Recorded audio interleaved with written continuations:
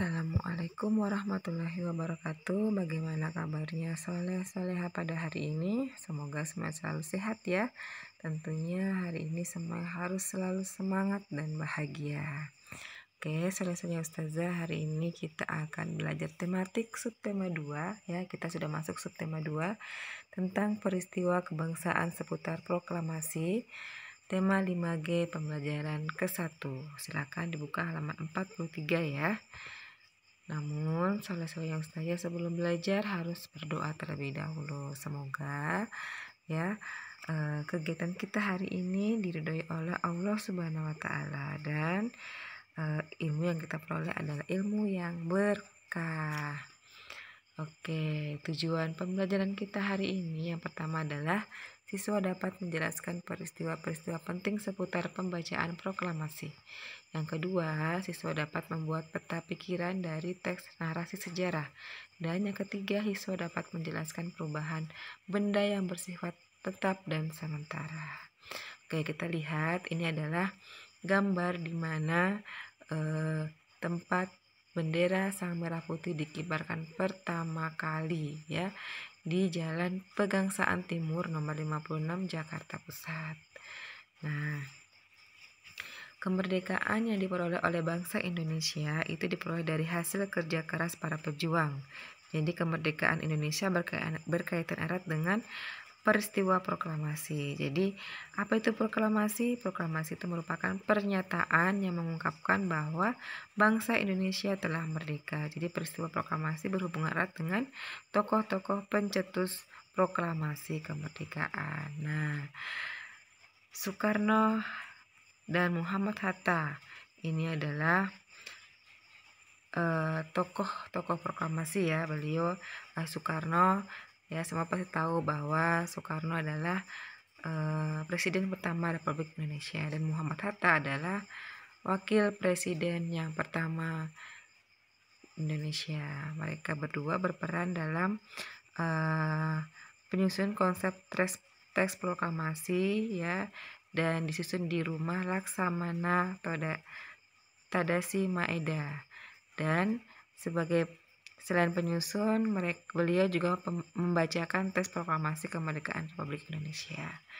Oke, yang selanjutnya adalah Ahmad Subarjo. Ahmad Subarjo ini berperan dalam beliau adalah Menteri Luar Negeri Indonesia yang pertama dan berperan dalam mempersiapkan proklamasi kemerdekaan Indonesia. Yang selanjutnya adalah Laksamana Tadasi Maeda ya. Ini adalah seorang perwira tinggi Angkatan Laut Jepang di Hindia Belanda pada masa Perang Pasifik ya. Ia melanggar perintah sekutu yang melarang para pemimpin Indonesia mempersiapkan proklamasi kemerdekaan Indonesia. Tapi justru Laksamana Maeda itu menyiapkan rumah untuk mereka ya, untuk menyusun konsep teks proklamasi kemerdekaan Indonesia. Yang satunya adalah Soekarni. Ya, ini adalah tokoh pemuda ya, pejuang gigih melawan penjajah. Dan ini adalah Fatmawati. Ini adalah beliau adalah yang menjahit bendera merah putih ya. Dan bendera tersebut yang dikibarkan di Jalan Pegangsaan Timur tadi ya. Dan ini adalah Sayuti Malik. Ya, ini adalah seorang pemuda, tokoh pemuda yang sangat berperan dalam proklamasi kemerdekaan Indonesia.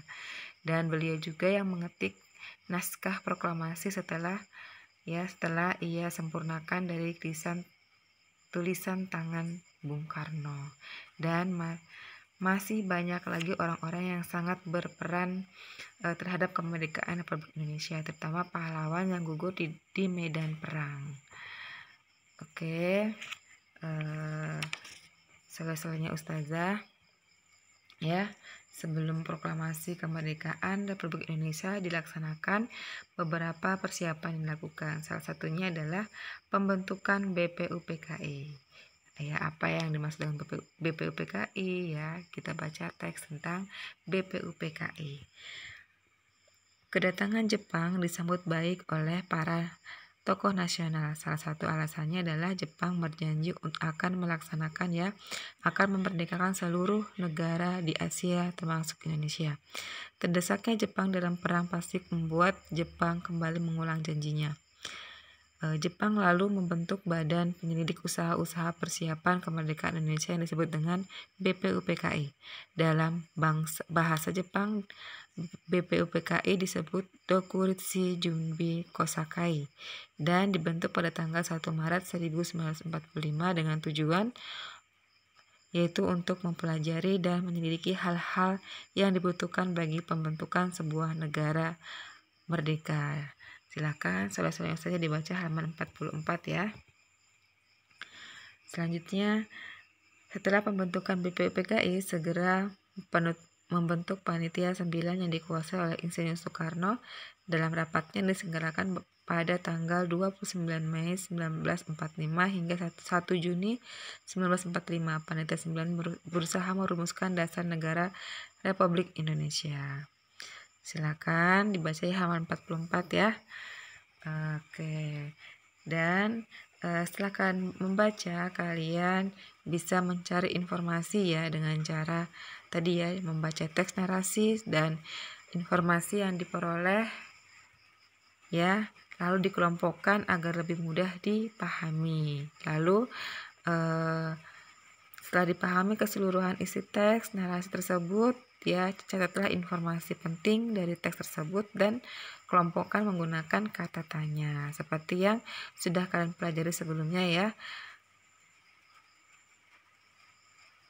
Oke, informasi tersebut dapat kita tulis ke dalam peta pikiran. Nah, informasi apa saja yang dapat kita dapatkan setelah membaca teks tersebut ya. Ini yang pertama adalah ya tentang BPUPKI.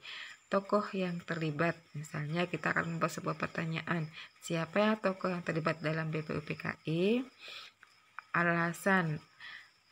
Apa alasan didirikannya BPUPKI? Ya, ini sebenarnya tujuan didirikannya BPUPKI. Kapan waktu pembentukan BPUPKI? Apa nama lain dari BPUPKI? Dan berapa jumlah anggota BPUPKI? Oke, tokoh yang terlibat adalah Muhammad Yamin. Tokoh ini adalah Panitia 9 ya. Itu Panitia 9 itu masuk namanya adalah Muhammad Yamin, Soekarno, Supomo, Muhammad Hatta, Ahmad Subarjo, Wahid Hashim, Abdul Kahar, Abi Kusno. Alasannya didirikannya BPUPKI adalah Jepang berjanji akan memerdekakan seluruh negara Asia termasuk Indonesia dengan tujuan yaitu untuk mempelajari dan menyelidiki hal-hal yang dibutuhkan bagi pembentukan sebuah negara merdeka. Waktu pelaksanaan BPUPKI dibentuk pada tanggal 1 Maret 1945. Nama lain BPUPKI adalah Dokuritsu Junbi Kosakai, berjumlah 63 orang. Oke, nah setelah membaca ya, nah kita akan masuk di perubahan benda yang bersifat tetap dan sementara. Perubahan wujud benda seperti membeku, mengembun, mendeposisi, menguap, mencair, menyublin termasuk ke dalam perubahan benda bersifat sementara. Jadi perubahan benda yang bersifat sementara adalah perubahan benda yang dapat kembali ke wujud semula. Contohnya ini ya, ini adalah patung burung Garuda. Jadi hari proklamasi kemerdekaan Indonesia dilambangkan dengan jumlah bulu yang terdapat pada lambang negara Garuda Pancasila ya. Jadi ini adalah patung burung Garuda yang terbuat dari es balok. Jadi balok tadi itu berasal dari balok es berasal dari air yang dimasukkan dalam pendingin ya, lalu dikeluarkan dari pendingin, maka balok es ini akan mencair. Jadi air yang mengalami perubahan wujud akan kembali ke bentuk semula. Nah, ini adalah contoh yang sama ya, jika es batu dari wujud cair menjadi padat jika dimasukkan ke freezer dan kembali ke wujud cair lagi. Jadi bila dikeluarkan dari kulkas dan didiamkan beberapa waktu. Jadi dari mencair berubah membeku, berubah lagi mencair ke berubah menjadi bentuk semula. Perubahan benda bersifat tetap, jadi adalah perubahan benda yang tidak kembali ke wujud semula. Jadi perubahan tersebut menghasilkan zat baru. Contohnya adalah roti ya, roti yang berjamur setelah 5 hari dibiarkan di udara terbuka. Dan ini adalah beras yang dimasak akan menjadi nasi, tapi nasi tidak akan kembali lagi menjadi beras. Dan ini adalah kayu yang dibakar akan menjadi abu. Jadi abu tidak akan kembali menjadi kayu. Nah, ini adalah contoh dari perubahan benda bersifat tetap. Oke, selesai saja. Cukup sekian ya penjelasan dari Ustazah. Anda semua pasti bisa. Yuk kita berlatih di rumah. Oke, silakan dijawab tugasnya ya. Yang pertama, apa yang dimaksud dengan perubahan benda bersifat tetap dan perubahan benda bersifat sementara? Tuliskan ya apa penjelasannya dan tuliskan juga masing-masing 2 contohnya. Dan yang kedua, tuliskan tujuan dari pembentukan BPUPKI. Oke, selesainya Ustazah ya. Cukup sekian pembelajaran kita hari ini.